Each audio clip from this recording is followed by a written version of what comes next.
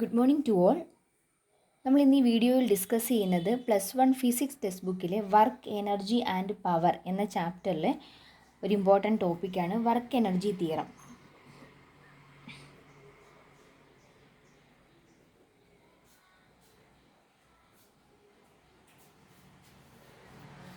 ഒരു ഒബ്ജക്റ്റ് അതിൻ്റെ mass M ആണെന്ന് കരുതുക. എം മാസ്സുള്ള ഇപ്പോൾ ഒരു ബോളാണെന്ന് വിചാരിക്കുക. എം മാസ്സുള്ളൊരു ബോള് മൂവ് ചെയ്തു വരുന്നു. അതിൻ്റെ വെലോസിറ്റി യു ആണെന്ന് കരുതുക. നമ്മളൊരു ഫോഴ്സ് കൊടുത്തു. ഒരു ഫോഴ്സ് കൊടുക്കുന്നതിൻ്റെ ഫലമായിട്ട് അതിന് വീണ്ടും ഡിസ്പ്ലേസ്മെൻറ്റ് ഉണ്ടാകുന്നു. അതിൻ്റെ വെലോസിറ്റി വേരി ചെയ്തു. അത് വി വെലോസിറ്റിയിൽ മൂവ് ചെയ്യുവാണെന്ന് കരുതുക.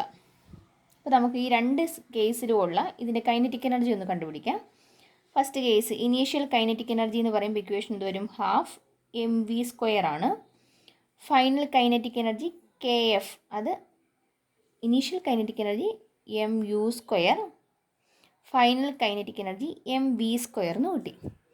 നമ്മൾ ഇതിനകത്ത് ചേഞ്ച് ഇൻ കൈനറ്റിക് എനർജി കണ്ടുപിടിക്കുന്നു. Change in kinetic energy equation എന്ത് വരും? K F minus K I is equal to എന്ത് കിട്ടും? K F minus K I എന്ന് പറയുമ്പോൾ half M V square minus half M U square which is equal to half M common ആയിട്ട് എടുക്കാമല്ലോ. Half M common ആയിട്ട് എടുത്തു. അപ്പോൾ എന്ത് വന്നു? V square minus U square എന്ന് കിട്ടി. ന്യൂട്ടൻ്റെ ഇക്വേഷൻ ഓഫ് മോഷനകത്ത് നമ്മൾ ഓൾറെഡി പഠിച്ചിട്ടുണ്ട്. V square minus U square is equal to എന്താണ്? 2as ആണ്. സോ ഇതിൻ്റെ സ്ഥാനത്ത് എന്തിട്ട് കൊടുക്കാം? Half M into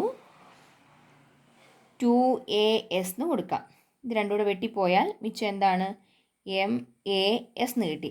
M into A എന്താണ്? Mass into acceleration which is equal to force into ഒരു ഡിസ്പ്ലേസ്മെൻറ്റ് വന്നു. Force into displacement. Force into displacement എന്ന് പറയുന്നത് വർക്കാണ്.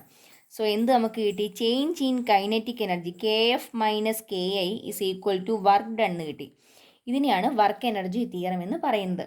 ഇനി ഇതിൻ്റെ ആ സെൻറ്റൻസ് വൈസ് ഇതിൻ്റെ മീനിങ് എന്താണെന്ന് നമുക്ക് നോക്കാം. അതായത് ഇവിടെ യഥാർത്ഥത്തിൽ യു വെലോസിറ്റിയിലാണ് ഈ ബോൾ മൂവ് ചെയ്തുകൊണ്ടിരുന്നത്. അത് പെട്ടെന്ന് വി വെലോസിറ്റിയിലോട്ട് മാറി. എപ്പോഴാണ് മാറിയത്? നമ്മളൊരു ഫോഴ്സ് അപ്ലൈ ചെയ്തതിന് ശേഷമാണ്. അതായത് നമ്മൾ ചെയ്തൊരു വർക്ക് ചെയ്ത് ഫോഴ്സ് അപ്ലൈ ചെയ്തപ്പോൾ ഡിസ്പ്ലേസ്മെൻറ്റ് ഉണ്ടായി എന്ന് പറഞ്ഞിരുന്നു.